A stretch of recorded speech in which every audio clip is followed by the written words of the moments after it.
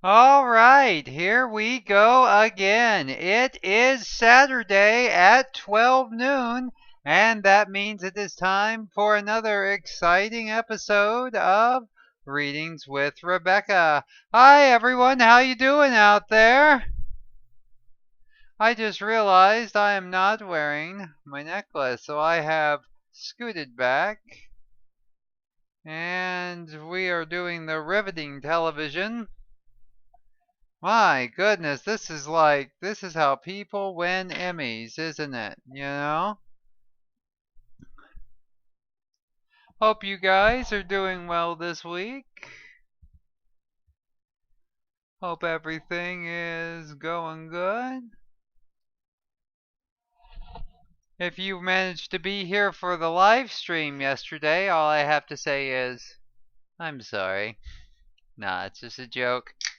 See who we got in the audience out there. I see Nega Mewtwo. New $10 Patreon Alarian. Thank you very much, Mr. Mewtwo. You rock the house, good sir.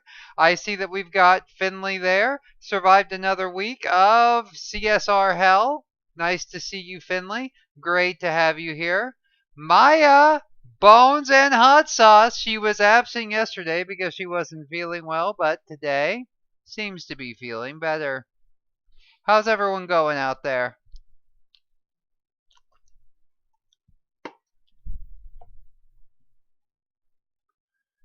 That sounds great. I love doing that. I love hanging out, playing video games.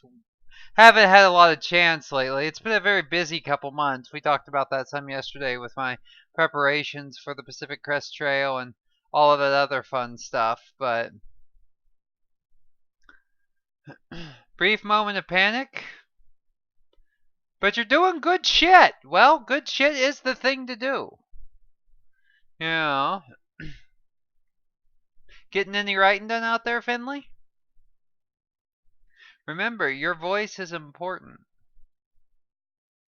One word at a time. That's how you write the novels.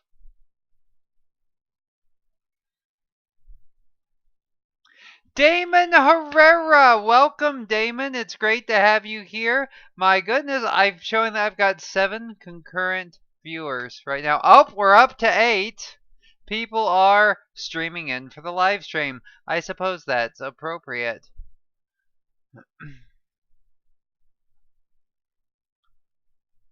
Oh, hi, Allie. It's great to have you here while you're here.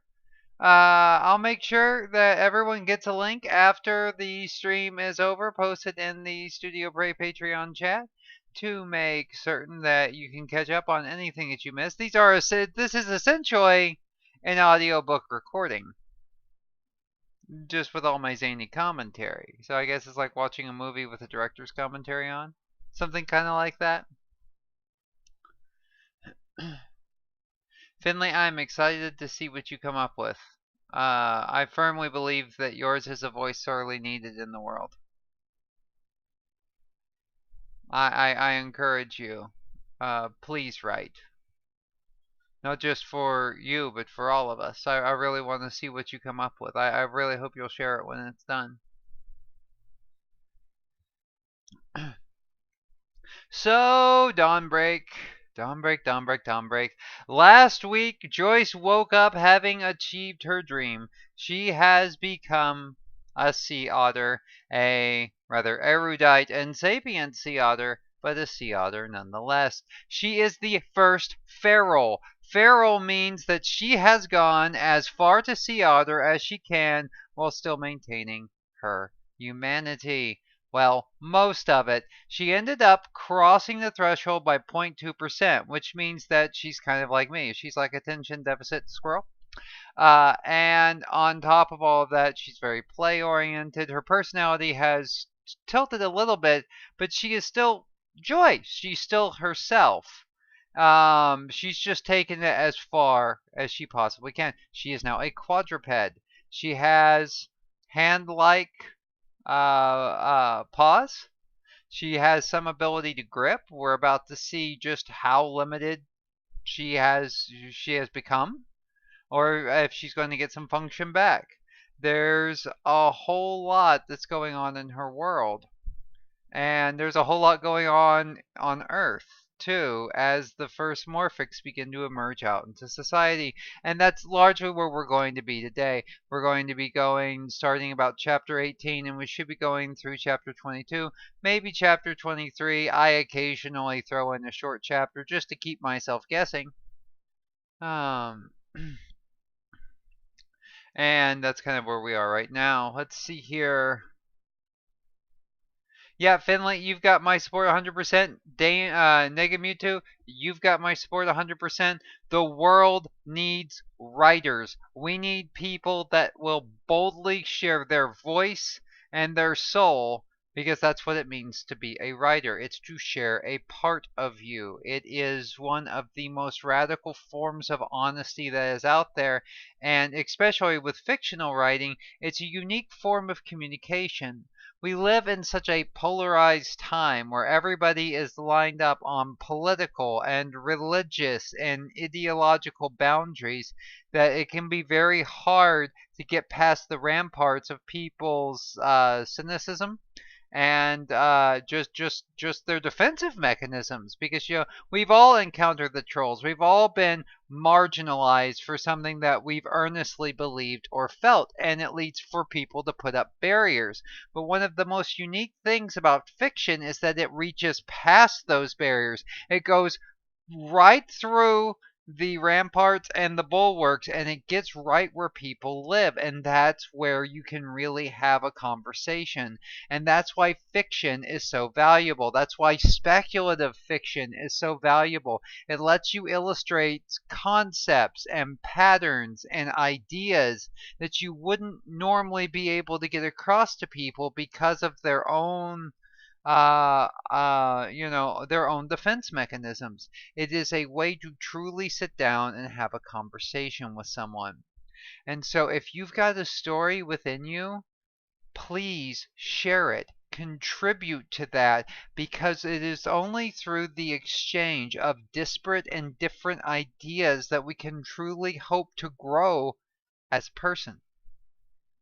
It's only by exposing yourself to disparate and different ideas, not adopting them, not accepting them whole cloth, but by listening critically, by experiencing it, and by trying to understand it, that you grow as a person.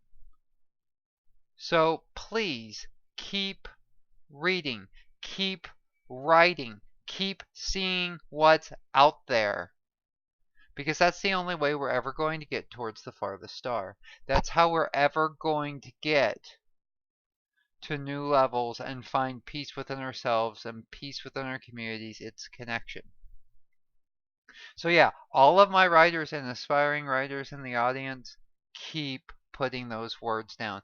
Keep hammering away at those concepts. Don't give up. It's worth it.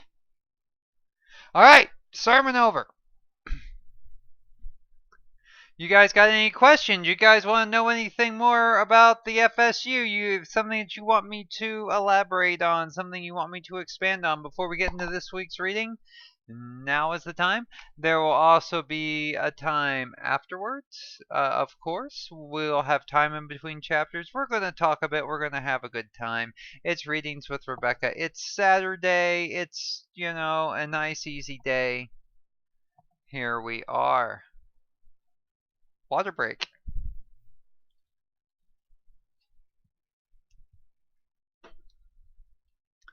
I'm watching this live stream over here on my right. Going to see if anything pops up, and if nothing does, we're just going to get right into it. So interesting. It's like watching a delayed mirror of myself. Because I've got a muted version of the stream playing in a tiny window. We're pushing for the lowest latency possible without affecting visual quality, but it's still got like a 10-second delay. I always talk about the delay. It wouldn't be my stream. I don't remember this being mentioned in the books, so is there a name you have in mind for the groups of morphics that aren't feral? Yes, actually. This actually will come up in some of the later books. You will see some passing reference to it. The most common morphic in the Farthest Star Universe is called a 50%er. A 50%er is someone that is just about an equal blend of human and animal. Think you're kind of like your prototypical furry in a way, animalistic face, features, muzzle and teeth and nose and ears, but human-like hands, though they are covered with fur and they have the nails. Then you have everything is based off of a percent of integration. 50-50 is pretty much a blend between insert animal here and insert human here. And the closer you get to what's called the 90% barrier, the more and more animalistic and feral you get. Sonia, the red panda, she is an 80%er. She is very close to feral, but she still maintains a lot of the human features that Joyce has given up. Clear as mud? We don't really see anything below 50%, and a lot of that is because of the way that the path of the other works. The Mendians actually built the process originally for purposes other than religion. A little bit of a spoiler there. And so the thing is, it's the technology is not exactly designed to do something like a lesser integration, like a 10% or a 20%. 50% is pretty much the baseline that one can achieve with the fidelity of technology that the Mendians have made available to the humans. Clear as mud? I hope so. Because if it's the right kind of mud, it can be pretty clear. I'm probably just making that up. I have no idea if there's such a thing as clear mud out there. But Google exists for a reason, so if you're curious and you'd bother to look it up, let us know in the comments.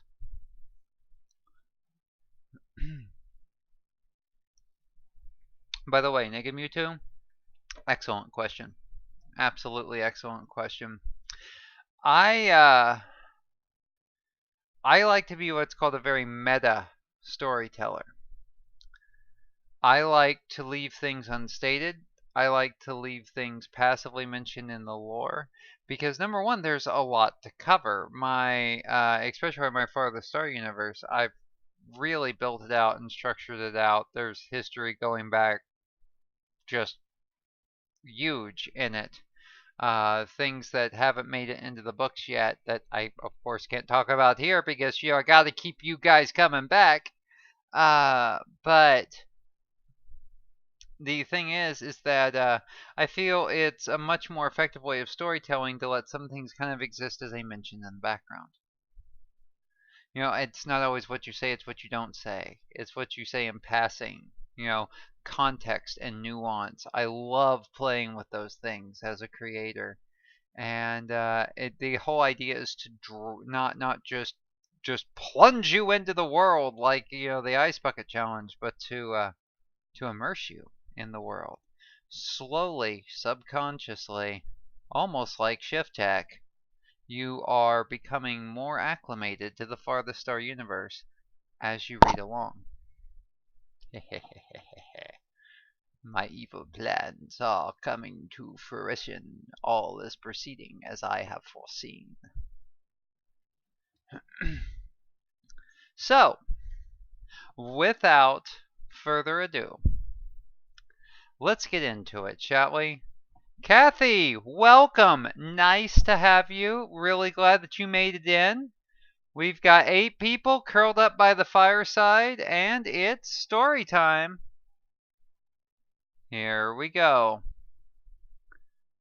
Dawnbreak, Chapter 18, by Rebecca McLeay. It's funny what you have to get used to when you change your species. I was learning to live with having to wear a harness. During my time in the tank, the UEA had passed the Morphic Sentience Act, updating a series of old laws and bringing them into congruence with the changing world. This ensured I had no fear of things like animal control officers ruining my day. However, it also mandated that ferals wear a harness or vest with human equivalent intelligence clearly visible from either side to tell us apart from our feral cousins. It was somewhat understandable, but also annoying. It required a collar, but I was still capable of speech. I felt like a service otter. Kelowna, BC, was icy cold, but my insulated fur provided ample barrier, not to mention the black harness covering my torso, proclaiming my sentience for all to see. Keep up, fish breath. I'm sorry I have to do this so quick, John said, walking as quickly as his dignity allowed. I know you have orders. I'm just grateful you're putting me up, I replied. Ricky was still in the tank until the end of November. In the chaotic moments surrounding my tanking, this one detail had slipped through the cracks. There was no place for me to stay until the ship launched in December. And so the cabin, though not ideal, was better than living with my feral cousins off Monterey Bay. John entered the small supermarket. I followed in after him, and the place stopped, turned, and looked at me. One woman screamed something about a wild animal. Another person asked if they should notify the police. A nervous-looking and overworked store manager ran up to John. Sir, you're going to need to leave your pet outside. I'm not his pet. I'm his friend, and I'd like to buy some tuna cans, I snapped through my collar. Oh, yes. Uh, you're one of them. I'm sorry, can you wait? He began to say the words, but John cut him off. She's wearing her harness, so she's publicly decent. She's got her ID tags and her HEI designators. Leave her alone, John ordered, cutting an imposing figure in his fatigues. Oh, yes, the act. I got a memo. Everyone, it's okay. I assure you, there is no sanitation issue, he announced. I was mortified. In that moment, Syntiok 1 could not come fast enough. The manager nodded as if admitting defeat. Please, just be quick, he pleaded. Angry barks followed, along with a stomping protest just because I was angry. The quick trip became torturous as all eyes followed us as we roamed the supermarket. People whispered, pointed, and stared. Some took pictures, but no one asked. Joyce, you don't have to stay. I wouldn't blame you for going back to the car, John urged, all worries of his orders at the moment gone. No, I'm not leaving. I don't have the problem. They have a problem, I said loudly through my voice collar. He smiled. Fuck 'em. Fuck 'em, I confirmed just as loudly, bouncing around in a loop. We then decided to take our time, strolled, considered a few things. The sun was down by the time we got to John's cabin. It was out in the middle of nowhere, 10 minutes down a dirt road. A green light in the yard briefly distracted me as I watched John unload the bags. That's where the deliveries get dropped, he mentioned, passing by with the last 2 bags in tow from the rental car. Scurrying up the stairs and entering the cabin, I explored around the small space. It was old and smelled of deep-aged woods. There was a faint scent like John's, but different, especially in the second bedroom that had been converted into a study. There were door handles, not knobs, all of them new, something the workers must have replaced when John had them in earlier. I was just tall enough I could reach them and manipulate them with a paw. So what do you think? Do you approve? He checked his watch again. It's fine, I'll manage, I urged, knowing he had to go. Okay, I'm sorry this has to be so quick. He patted my head fur again. It's been 4 days. I don't know how you managed. Just don't get yourself thrown in the brig, I demanded. He chuckled. I'll be fine, but yeah, I'll check in when I can. He knelt down, and I pressed close to him in my best approximation of a hug. Thank you, John, for everything, I chirred. I wish you didn't have to go, I continued.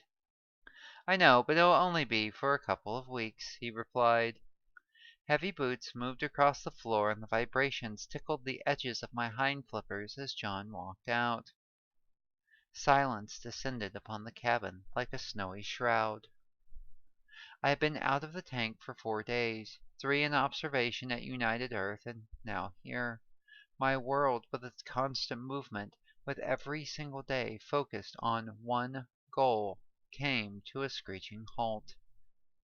The revelation rocketed over me. This was it, what I had suffered and hoped for. It was my first night to myself as an otter. My mind raced with possibilities as I began to become aware of and distracted by the tiny noises that inhabited the old cabin like ghosts. Bath, tuna, cartoons. Sure, that sounded nice. Wait, why not take this further? Bath with tuna and cartoons. A series of barks and excited chirps escaped my throat as the possibility of the idea bloomed to full brilliance. Hooray for waterproof tablets. The bathroom had a lever faucet and a tub with a shower head. Flexing my forepaws, I was able to work it without too much trouble. Much of the stiffness and restriction reduced now that I was away from the shift. While the tub filled with hot water, I quickly moved down the hall, gathered up a few cans in a bag, and dragged them along with me. I elected to carry the screwdriver in my muzzle. Making it barely in time, I cut off the hot water with a slap to the lever and let some of the water drain. Setting my tablet on the edge, I slid in and then righted myself, my body knowing what to do.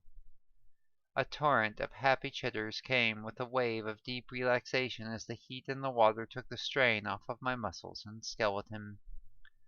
My thoughts drifted back to tuna and cartoons. With a few more feats of acrobatics and getting water everywhere, I soon had an empty can of tuna on a plastic plate on my chest. Lazily, I ate while my tablet played my favorites. Some light grooming ensued, and then sleep. Drifting, floating in the water, it cooled, but the air trapped within my fur kept me warm. Blissful, happy days. I could truly get used to this. So, her first day, and I think she's enjoying herself.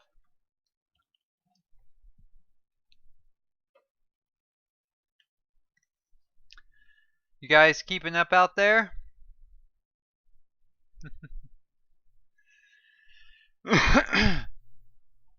So far so good, except every now and then my phone thinks I'm saying its wake word. And I have to reach over and silence it, which is why I've got it here. But not always fast enough. Thanks, Nega. I've gone through Dawnbreak a lot. I feel really comfortable with it.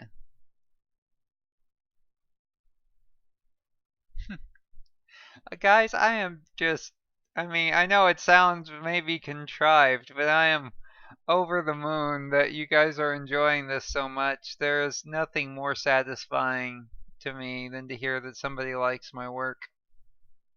It really makes me feel good. So I guess we should just, stop John and continue unless anybody has any questions. I'll leave it open for a few more seconds.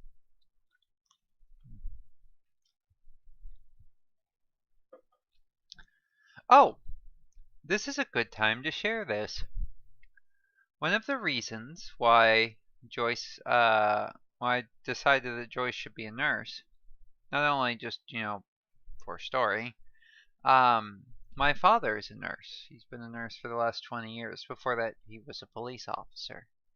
And so when I was growing up as a kid, I used to go through his textbooks with him. I helped him study. I helped him with the mnemonic devices and stuff that they use to remember bones and joints and nerve connections.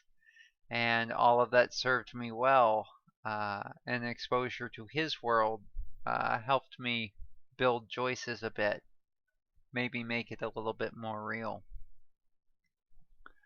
But let's get back into it, shall we? Chapter 19.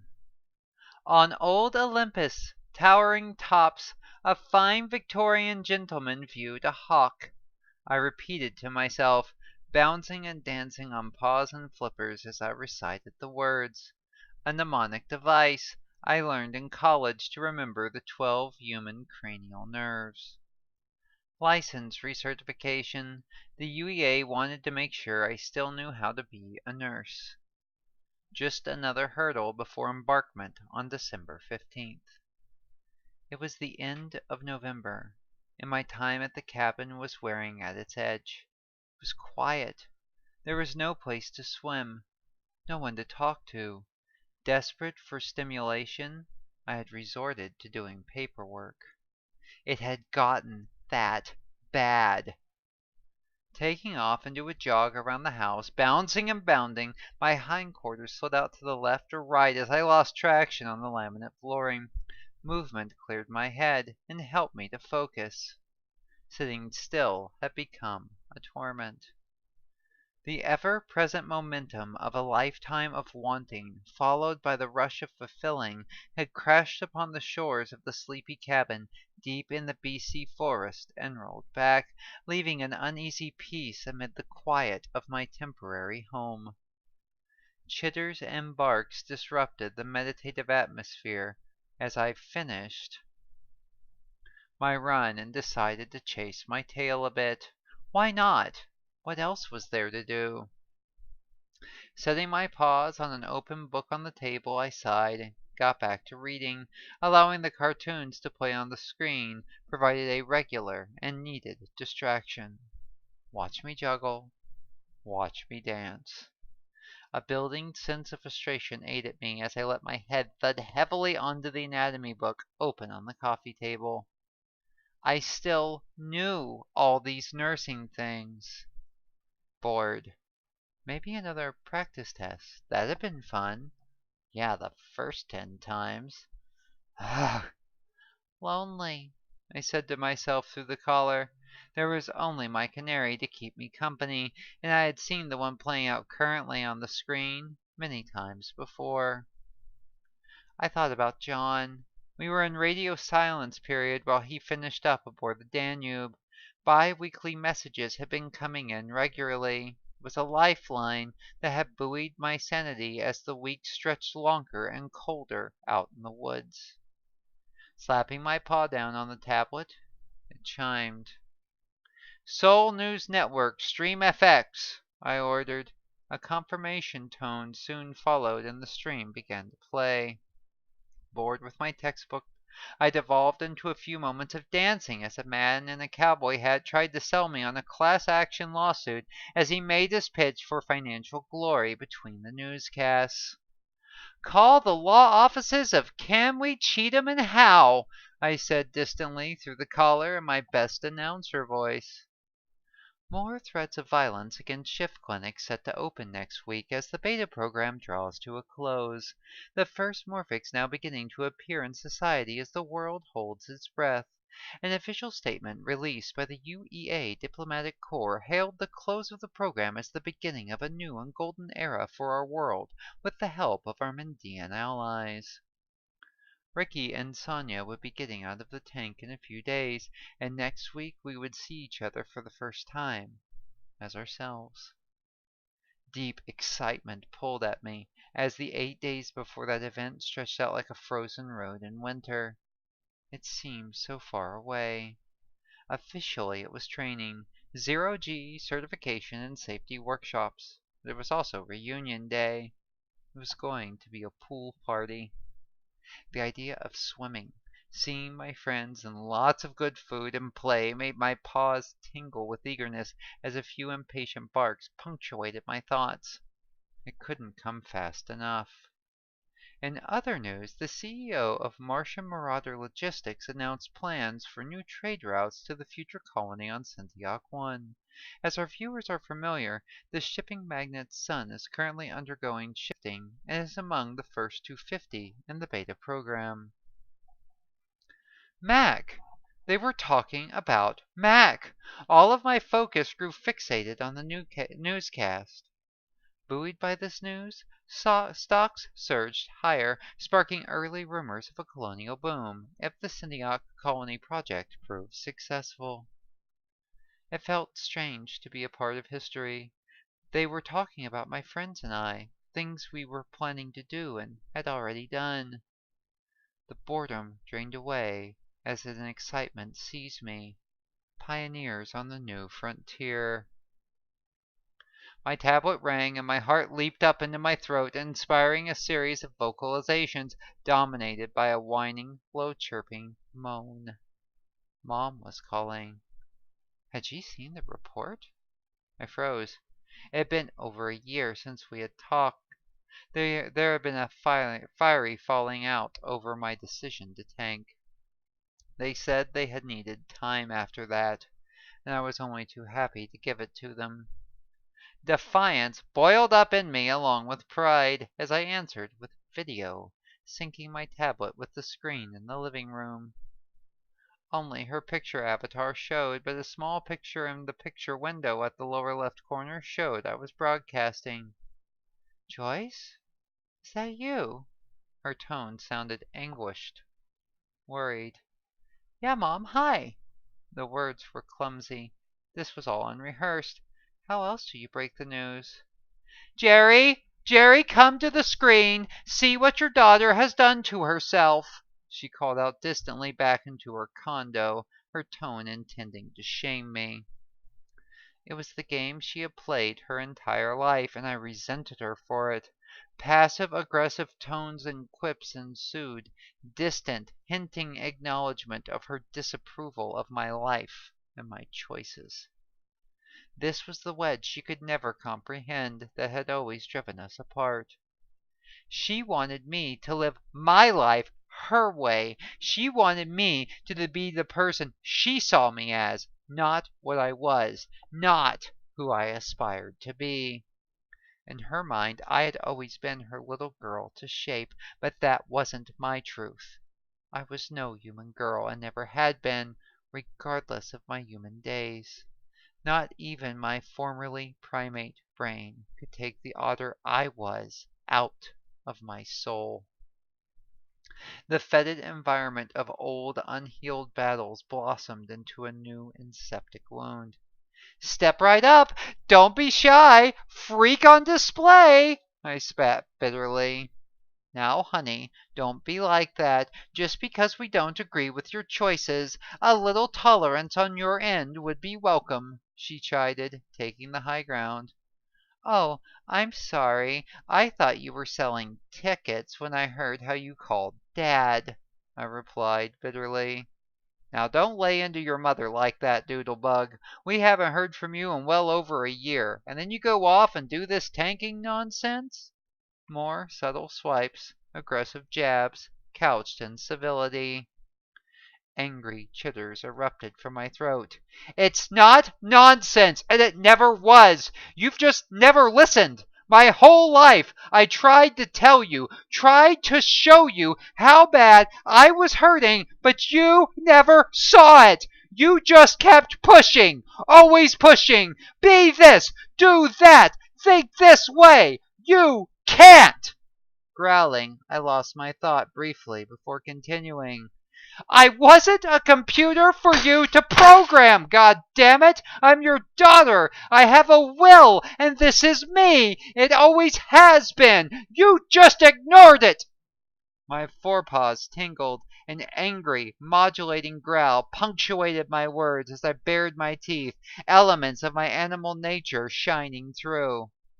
Honey, you sound like a wild animal. Desperation now. No finely crafted assaults. At least this was real.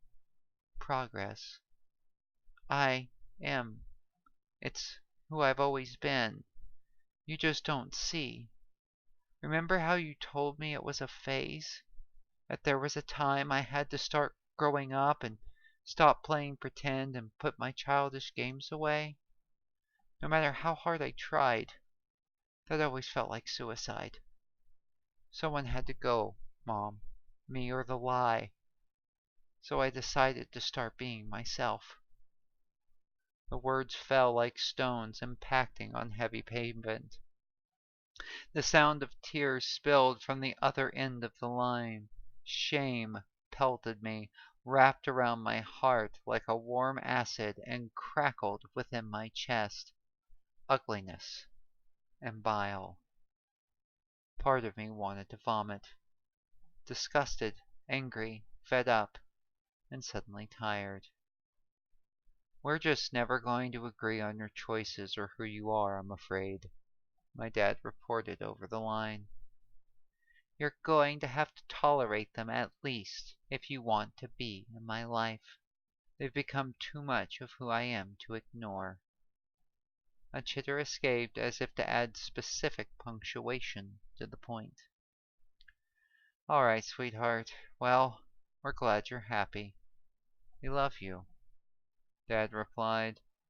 More sounds of distant crying came from Mom. I cut the vid feed, dropping to audio. Yeah, sure. I love you too, I replied bitterly. The line went dead. Suddenly, I felt every reason to focus on my studies.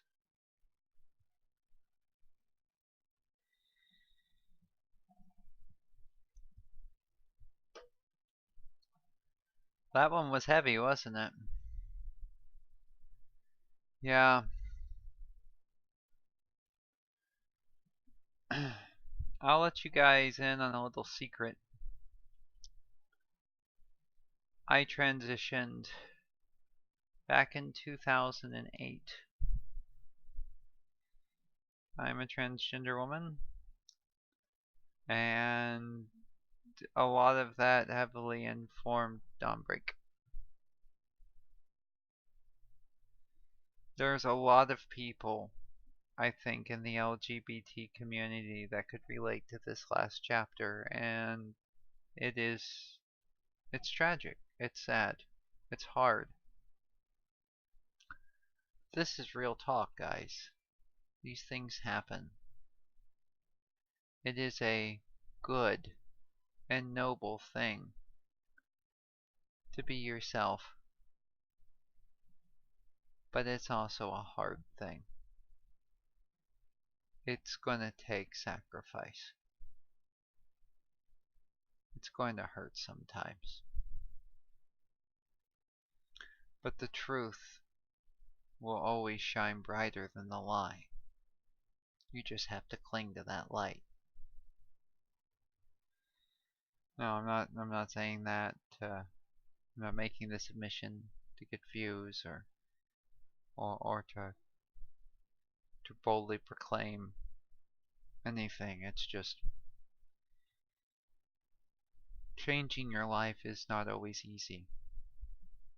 It is often very, very hard.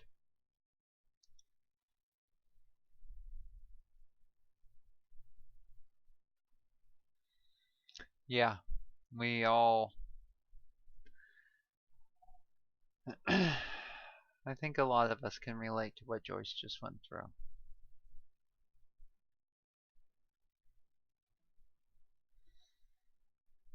So, is everyone okay out there? Does anybody need a minute? Because I mean, we can draw a little bit. But anyway, yeah. Well, let's move on, shall we? On to happier things, because that's the one thing about sad moments. They're just moments. They pass. The choices that we make in those moments, though, that's how you change your life. You always have the chance, as long as you're breathing, you always have the chance to start your life over again, to make the choices that you've always wanted to make. The final chapter of your life is never closed. You are never trapped. It might be hard. It might be small steps forward. But there is always a way out of the dark. I truly believe that. Yeah, I do too. Joyce is very heroic in my mind. I aspire to be a tenth as brave as Joyce. I feel like I could probably conquer the world if I was a tenth as brave as Joyce is.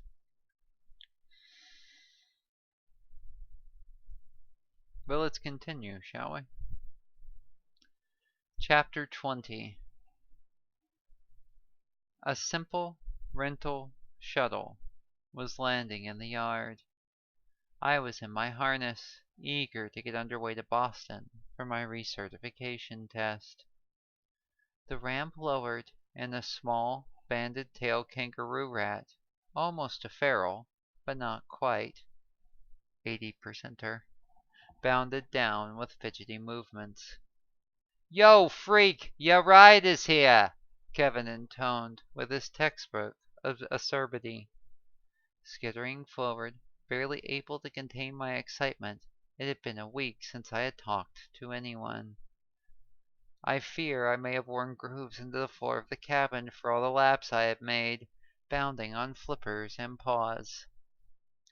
"Have you looked in the mirror lately, guinea pig?" I challenged, our normal game. He bounded up in a set of frenetic movements and hugged. "Hey, what do I know? I'm just a rat and the chauffeur." He shrugged, gesticulating with his tiny front paws that he kept dangling in front of him, always at the ready, always moving. That, combined with his sarcastic nature, made him unintentionally adorable. "If you're ready, we should get underway to Logan's spaceport. Wife is expecting us for lunch," Kevin continued. My stomach rumbled. Home-cooked anything after a month on cans sounded amazing. In truth, since my shift, any food sounded amazing. My hunger was near constant, my metabolism much higher. "Oh, of course, and thank you for going to the trouble," I replied, remembering my manners, fidgeting myself. We made quite the pair. "Hey, don't mention it. I've been wicked bored since I got out the tank. Munchkin is with the grandparents while we pack up the condo. Needed to get away. It was nuttin'," he replied. Fumbling with the chest harness, I managed to get myself belted in. Kevin's new posture had him almost hovering over the seat, his natural configuration now similar in angle to a human sitting position. "So how you like being you?" he asked as the clearances came in and we began to alight into the atmosphere. "I'm loving it, but I've been so bored. Nothing to do with paperwork, study, or cartoons. The news is too depressing." "Yeah, it's something else, isn't it? I've got this wicked long tail to contend with, but hey, it's actually kind of fun. But you're right about the news. Glad to be leaving." He shrugged, tapping the controls a few more times, making adjustments. "When's your family going to join you out there?" I asked. He was the only one on the committee with a full family. Couldn't imagine the sacrifices they were making. "Our condo goes on the market in January. They hope to set out by next July. Let Gwen finish out a second-grade year, get things settled, and give us time to get something built out there," he replied. We hit the top of the arch and began to descend towards Boston. Transcontinentals were short, half an hour, tops. "It's a long time to be apart," I replied. "Don't I know it? But I've been doing this for years, Joyce. I go out for 6 months on the alt runs, then back home for shore leave, maintenance, and then another 6 months out. Tired of just watching her grow up only half the time.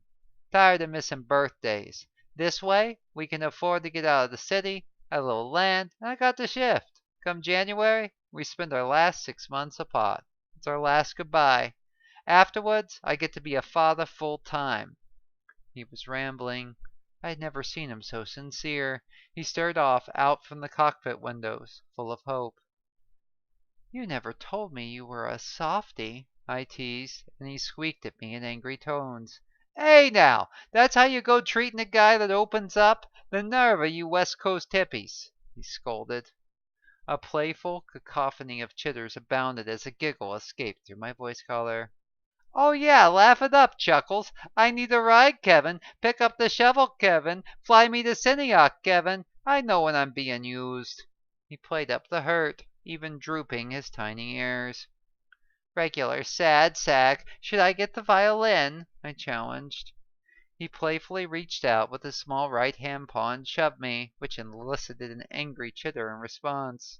Whoa there, killer. Remember, you need me to land this tub, he replied. Rain was falling on the shuttle as it glided into its covered port at landing pad D. The ramp lowered and we followed the signs along the moving walkway into the Logan International Spaceport. It was another leftover from the age of air travel. It was a morass of renovations and dreams crashed into bureaucracy, graft, and overreach. In a way, its levels and contrasting designs were historical, illustrating certain scandals or hopes that collided against the inevitable bottom lines and budgets of reality. Come on, Joyce, we gotta make our train or we're stuck here for another hour, Kevin urged. I pulled in my body, increasing my arch, and bounced faster on paws and flippers as he increased his bounding stride. Dimly, I became aware of people watching the spectacle of us move. My focus remained on the long, bobbing tail of my kangaroo rat friend. Not only did it feel like a game of chase, I had no idea how well I'd navigate this place on my own. After almost a month in a cabin in BC, the spaceport alone felt overwhelming, like being thrown into the deep end of a pool. Finally, the platform. More whispers, points, and stares. Kevin and I were among the first few hundred Morphics in the world, and quite a novelty. A ring of interested people soon surrounded us, and Kevin took out a vest from a small backpack he was carrying. It was maroon in color and built for his form, but on the back in large letters it read, "Do not pet." He turned and winked at me. An angry squealing noise rose suddenly from his throat, and the crowd stepped back another 3 feet, attempting to act as if they were ignoring us. Finally, our train came, and I was grateful to be aboard it. Still, it only changed the type of fishbowl I had found myself in. 30 more minutes of whispers, stares, and Bible tracts followed. Almost there, Joyce, Kevin assured me. Is it always like this? Geez, it's nerve-wracking. A woman overhearing our conversation turned and made her way to an open seat and sat down with a dejected look on her face. At this point, it felt like I should have sold tickets. Can be, depends on the day. We're the newest freaks of the week and the humans gotta gawk, he shrugged. Fuck 'em, he continued. They can have this fried dirt ball of a planet. I got my own. It occurred to me he was absolutely right. Of all the side characters, Kevin is one of my favorites. He's got personality.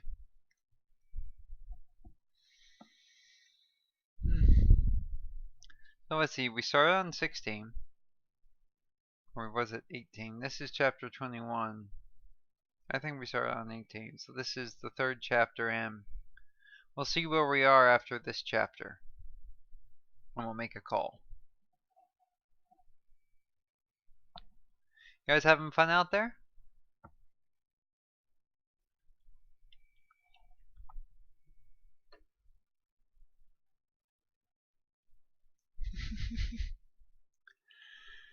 I am not a voice actor.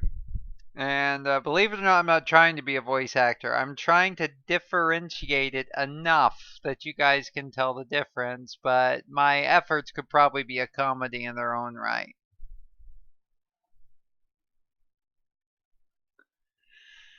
But yeah, Kevin's got that, Boston, Mass, wicked bad accent kind of thing, which I know I'm horribly massacring. Our cover artist, Cadmium T, he lives near the Massachusetts area, so I just expect him to die laughing or from rolling his eyes when he hears me go. But yeah, I love Kevin. All right. Chapter 21. I could smell the water of Quincy Bay. The University of Massachusetts was situated right on its edge, and I longed to dive in the frigid water, swim, and be free. But the day wasn't meant for that, I reminded myself. The whole reason I had come here now loomed before me like an imposing mountain. After 2 days with Kevin and his wife Maria, it had all come down to this. Recertification day. If this went wrong, if I failed, the colony would be short a medic. Would that mean I'd be stuck here on Earth with no options? The thought terrified me. I hadn't considered that before. Miss Coswell, right this way! A woman wearing a sharp business suit looked up from her clipboard, gesturing to me to follow along. I leapt up in nervousness. Sure, thanks. What's first? I asked, my tone showing my nervousness through my voice color.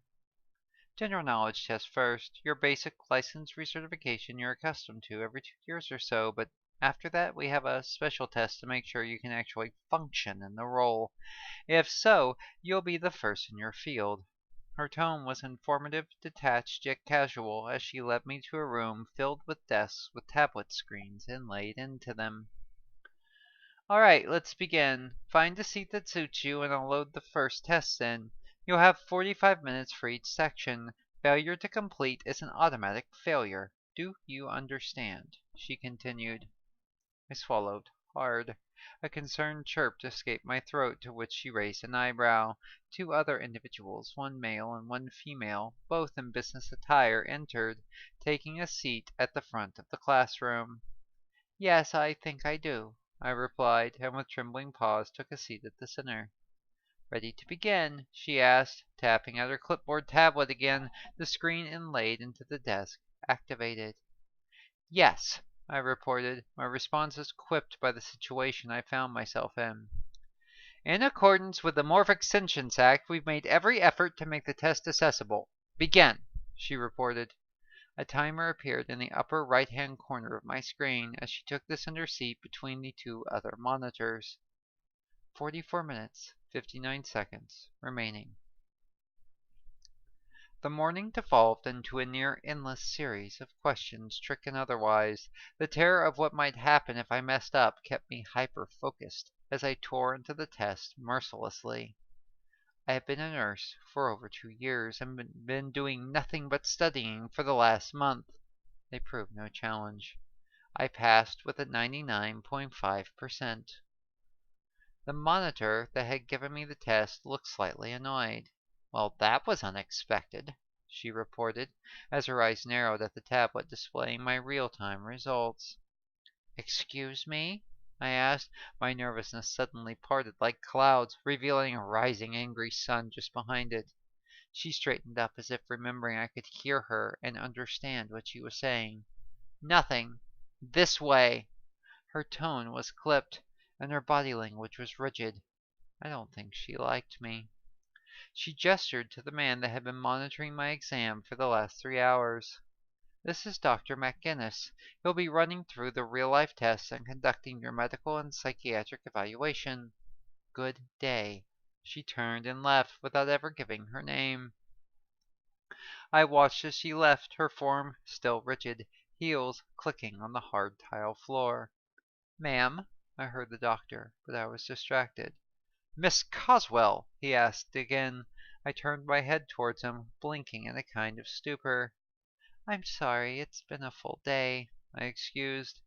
That's perfectly all right. Sarah can have that effect on people. Cold as a nor'easter. Don't let her demeanor worry you. She's a bitch to everyone, he explained, and I felt at giggles.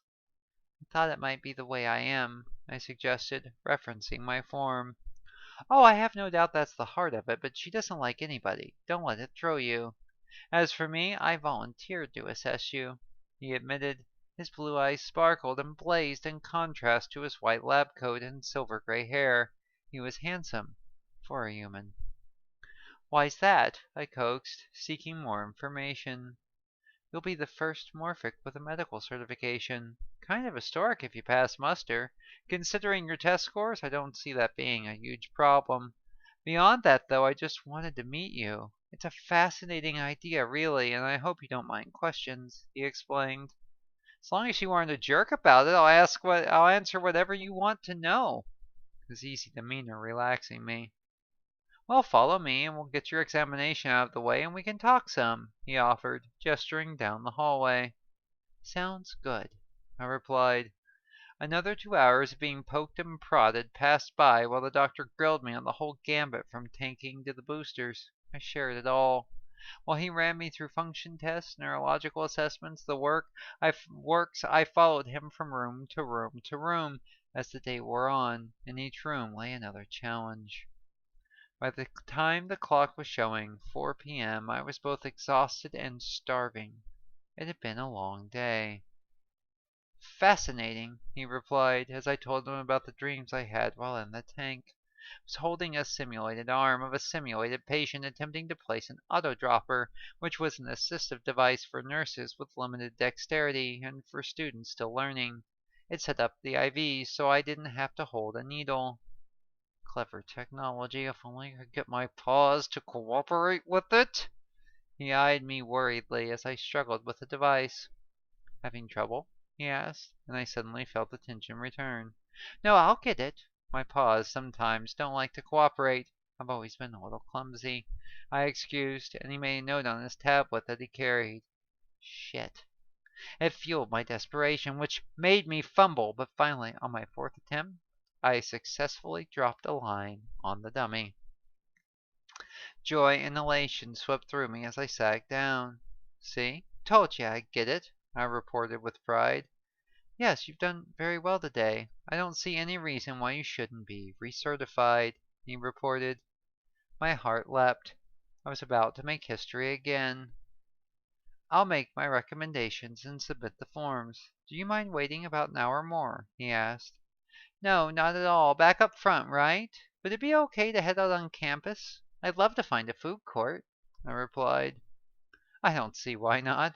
I really appreciate you answering all my personal questions. I'd love to have you talk to a few of my classes, maybe get some of your fellow Morphics along, but I know you're leaving in a few weeks. He tapped at his screen a few times. Yeah, but not forever. I don't plan on just staying. I'm sure I'll come back to visit. Let's stay in touch and see what happens. He smiled at that and offered his hand. Miss Coswell, it's been a pleasure. I reached out with my left forepaw and grasped as best I could. In a modified shake, he squeezed, then released, and left. Chapter. Another hurdle down.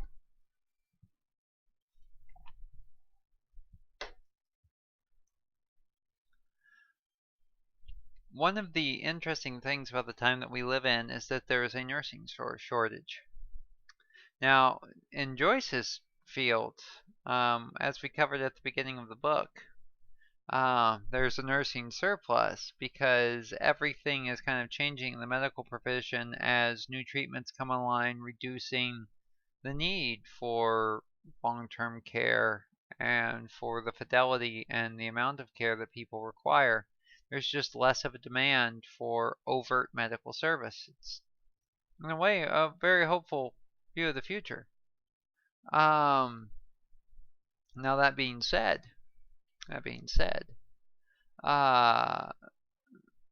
there still was a long time period in the Farthest Star Universe, especially after the atomic apocalypse, where those technologies were still developing, but there was still a nursing shortage. And so being able to have nurses with perhaps limited dexterity or issues still being able to practice their craft directly in the field would help alleviate that some, which paved the way for assistive devices that Morphics could use that were more feral to remain in their field. And now you know the rest of the story. But let's continue, shall we? Chapter 22. I had caused a small stir in the Commons, ordering 3 burgers, and thus had made certain my order was to go. Upon receiving the grease-stained white bag, I carried it in my muzzle as I beat a path back across the campus towards the Integrated Sciences building. Once there, I made camp in a chair in the corner while I eagerly awaited the final results of my recertification. It was nearing 1700 hours. The last classes of the afternoon were letting out, and my eating was drawing a crowd. Everything I did seemed to draw a crowd. As Kevin had said, we were the freaks of the week. It was hard to get accustomed to the living in a fishbowl. I wondered idly if this is how a celebrity felt. Everywhere I went in public, people either reacted with fear, curiosity, or a mix in between, but few took the time to treat me as a person, like Dr. McGinnis had. Most just went for the novelty angle. "Aw, she's holding the patty in her paws like a little person," a female undergraduate remarked, clutching her books tightly to her chest. "I am a person, and you're being an asshole," I said through my collar, not bothering to stop eating. It was one of its many advantages. "You don't have to be so rude about it," she snapped back. "Yeah, and you don't have to treat me like a carnival show, but we all make our choices." I growled a bit. Defiantly, I was tired and sick of this. The cabin in Kelowna had been so quiet. I was desperate to get back out into the world. Now all I wanted was to run back to it. "Bitch!" She threw one last insult before turning to storm out in a huff. "Way to go, Joyce. You're making friends everywhere." Just a little while longer before Kevin arrived. I got my results and then was back to the obscurity of the woods. I was exhausted from being stared at. I finished my burger and decided to address the gawking crowd. "Does anyone have any questions that don't revolve around my eternal soul or how adorable I am?" I asked, my voice tipped with annoyance. People looked at each other nervously. Some wrung their hands. "I'm a person, a fuzzy person, but I'm a person just like you. I know it's new. I know it's unusual, but I'm nothing to be afraid of. I just want to go about my business like any other normal individual," I continued. "But you aren't normal. You're a freak." It was Sarah, the monitor from before. She had pushed through the small crowd that was now dispersing. "And you're a real bitch. I know someone who can help you be the real you. His name is Dr. Andropov." I had it. She narrowed her eyes at me and tapped a few keys on her tablet. "You're recertified. Now get the fuck out of here before I call security," she threatened. "Or what? This is a public university, and I have business here. Maybe I'll go to the library and read. What are you going to do about it?" I swear her eyes flashed red with fury. She went to open her mouth, then turned and left. Kevin appeared, bounding through the door, and I don't know if I've ever been so grateful to see someone.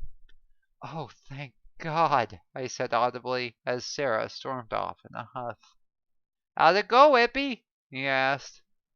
"It's not been so bad, except being on display. How do you get used to this?" "Oh, well, you just have to learn my mantra.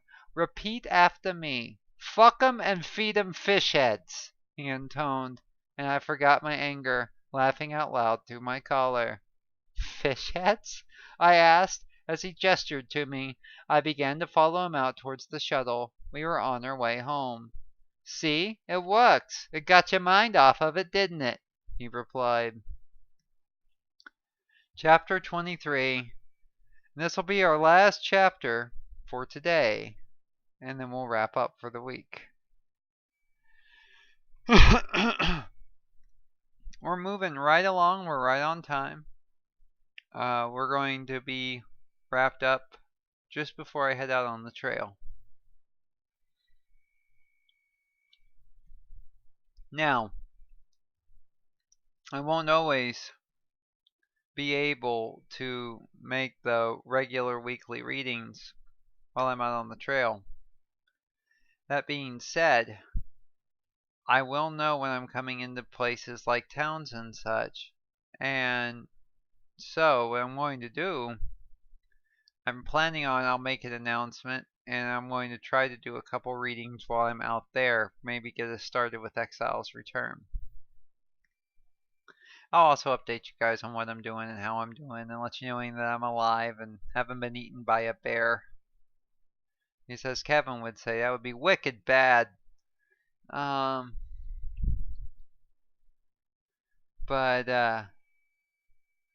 anyway, let's get back to it.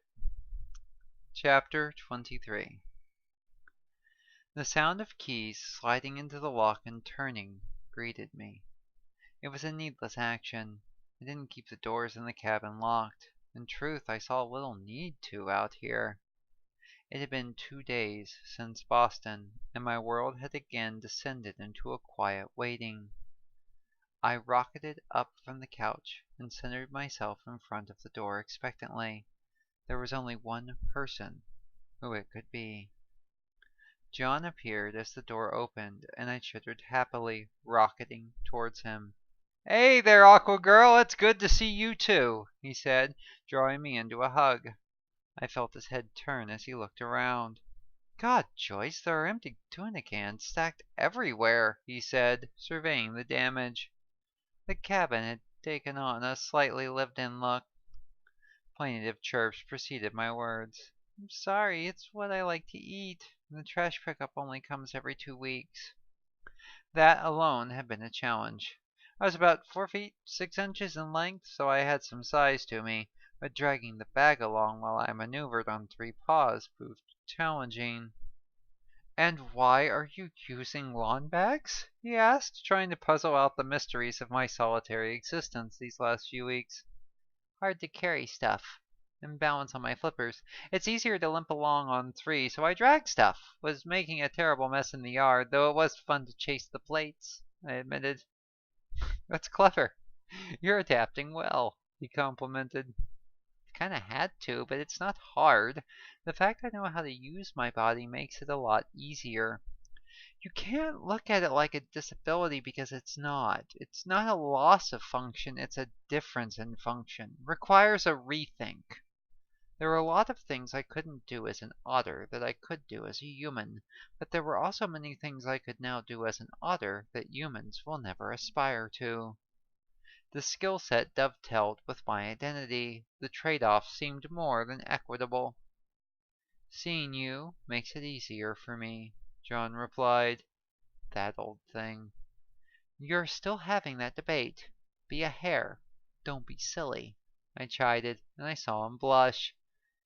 "You know I've always been on the fence. Quadruped seems amazing, but I do so much with computers and I work on ships. How do I make those two fit?"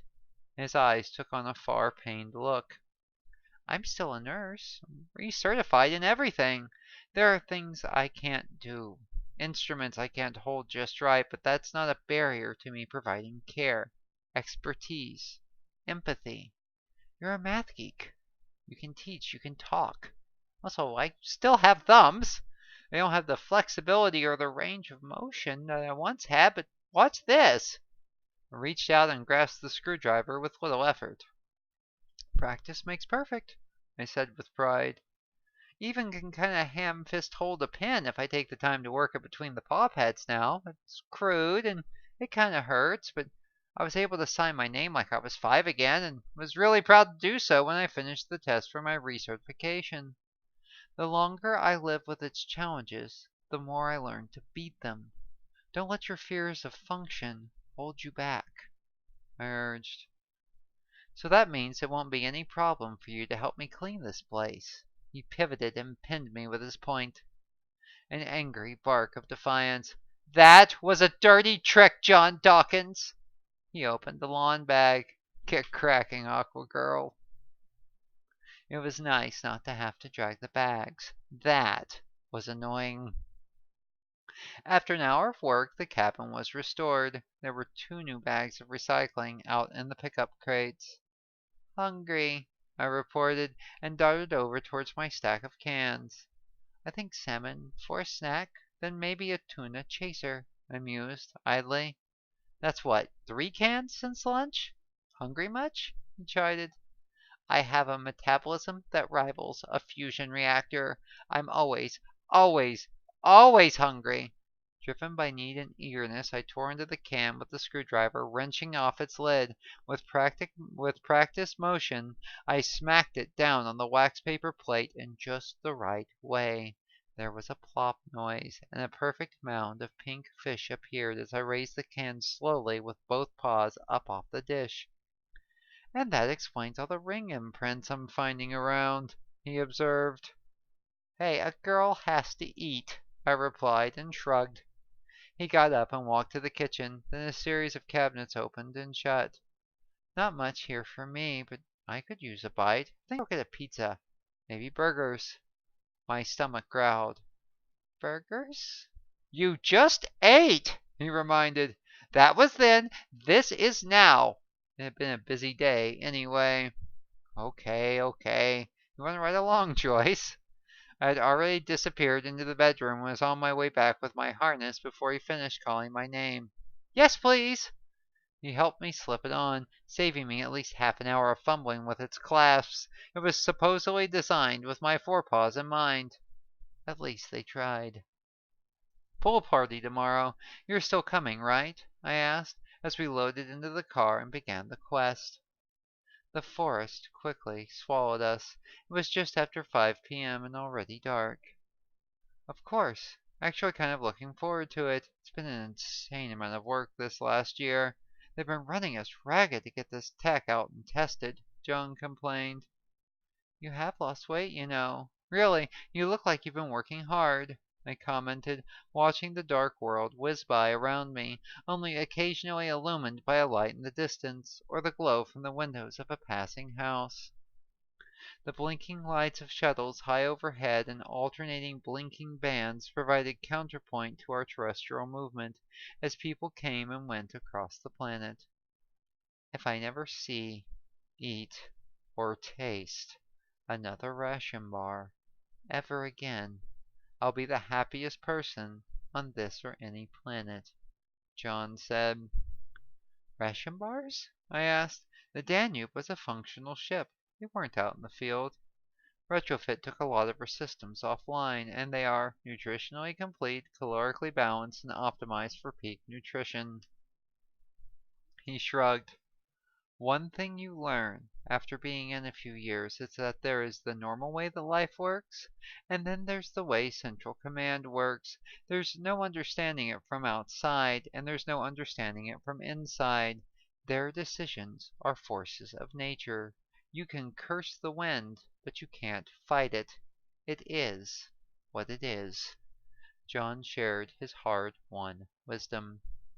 So in this case, that meant ration bars, I repeated, trying to make sure I had the point. Yep, ration bars. They probably because they had a surplus of them or something. They don't tell you why. They just expect you to report and function until you don't.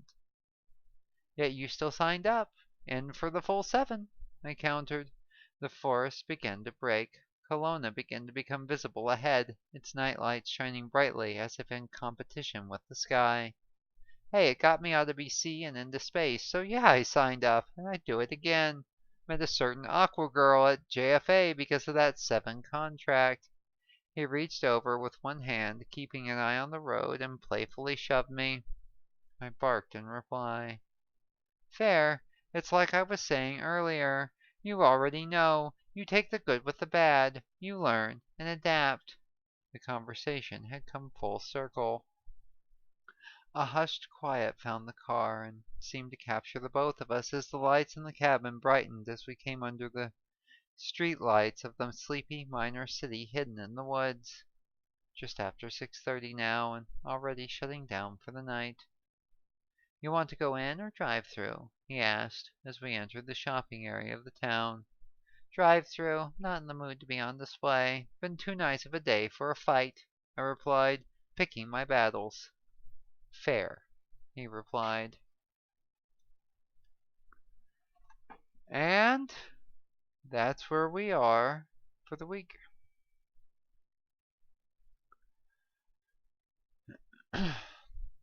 So, questions, comments, concerns, curses?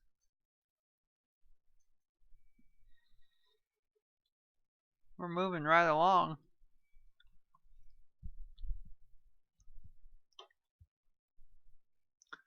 It's working out really well, I think, because next week we'll be able to pick up with the pool party. It's kind of flowing into these nice chunks. I like it. Well, I like it a lot. Wow, we're up to 7 people. There are 7 people hanging on every word I say. Kumquat. Now, it's not as much of a hard and fast rule as it once was, but if you'll pay very close attention as you're reading through my work, you will normally find a character say the word kumquat somewhere in the text or narrative, or you will see kumquat referenced. The reason why is I think it is one of the most fun words to say that is out there. Kumquat. It's just a funny word. It's not an English word. It's a loan word in the English. And it's, a tiny little orange thing. But I try to sneak it into my manuscripts. So be on the lookout for that. Not the safe word. Shenanigans and cahoots. I am a collector of odd phrases. I like odd and archaic language. You will hear me use bomb diggity yo in normal conversation, which is a terrible throwback to the 90s. Rad and mondo rad are parts of my vocabulary. That toads the wet sprocket, which is one of my favorite expletives. That's not exactly an expletive. Started off as a joke on a Monty Python record, and also was the name of a one-hit wonder band in the 90s. I like old and unusual terms. I'm an author and I'm in love with language in probably the kitschiest, quirkiest way possible. I'm also very much a child of the 80s and the 90s. I've got, I came up in the punk rock scene a little bit. I mean, I wasn't like a musician or anything, but I was a great big fan of Bad Religion before they sold out, Social Distortion, all of that. Oh, man. More will be next week, Catherine. We're in a really good place to break, and we're not going to get another one for a while. We went about 5 chapters today, and so we're more than on time. But I hope that means that you'll be able to join us next week. I might be a little bit strange, Maya, but that's part and parcel of being an author. I aspire towards being authentically me, even though I am authentically unusual. Once you, and that's, that's kind of getting to the heart of Dawnbreak. Life should be about being who you are. Unabashedly, unashamedly, life should be about being who you are. Not what someone wants you to be, not what you're expected to be. It's not anybody else's life but your own. If you're gonna die your own death, you might as well live your own life. I know that that's kind of preachy on my end, and I apologize if I'm jumping on anybody's nerve, but that is a profound truth to me. To thine own self be true, the old Shakespearean cliche that we've heard so many times because it's a truth that's become an absurdity. We've heard it so much.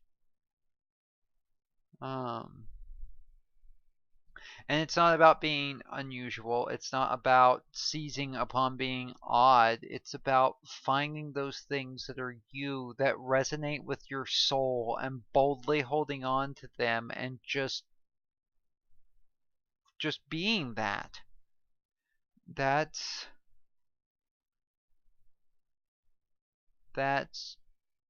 what I aspire to. I'm not always successful. I'm not perfect at this. I am not some bohemian scion. I just hope and try to be myself. And I honestly think that's the key. As Gene Roddenberry said, the glory of creation is in its infinite diversity. And it is from that statement that we get the concept in Star Trek of IDIC, infinite diversity and infinite combinations. To quote a early figure on the internet, Sean Kennedy, the fucking man, that was his actual moniker. Life should be a symphony. Life should be a thrash concert. It should not be a calm and deathly silence.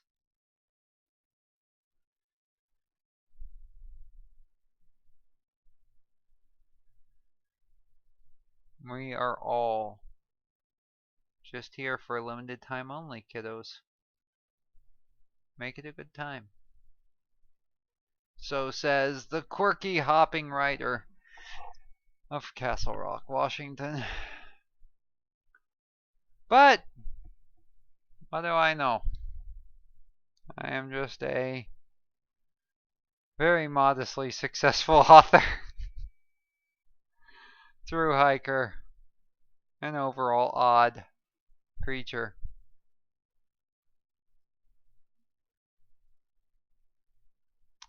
Embrace your weird. Yep. Honestly, what's it gonna hurt?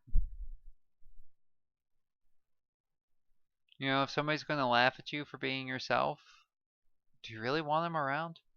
Are they really your friend? No. Someone isn't going to respect you trying to be your authentic self. Are they really a good person? Should they really be having that level of an opinion on your life? If somebody isn't going to support you in being you, then they aren't interested in you. They're interested in an idea of you. So what's stopping you? Embrace your weird. Embrace the suck. Thrive on being different. Because you are the only you that will ever exist in the world. It's science. Beyond science, it's just reality. Everybody is a limited time only experience. So why be like everyone else? Be yourself. Be that random flash of color in an infinite universe that is just going to roll on until it's not anymore.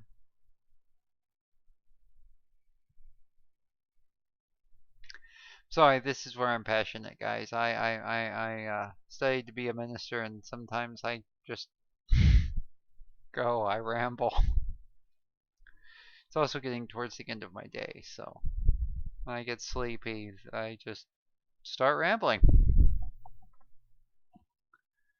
But no, you guys are the greatest. Thank you so much for joining us this week. I want to open it up for questions, comments, concerns, curses, whatever. Before I go, next week we'll pick it back up and we'll start with the pool party. I'll be on to Cynthia before you know it.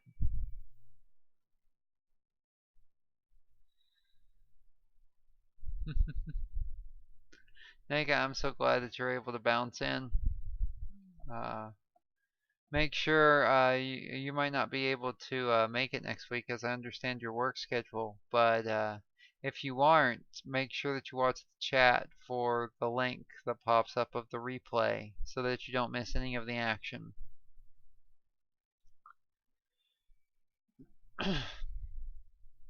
But all right.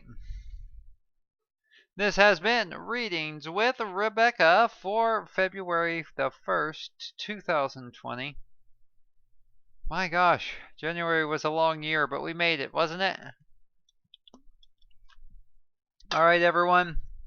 Until next time, onward towards the farthest star. Hey, Shimon, good to see you, buddy. Glad that you're here. And we are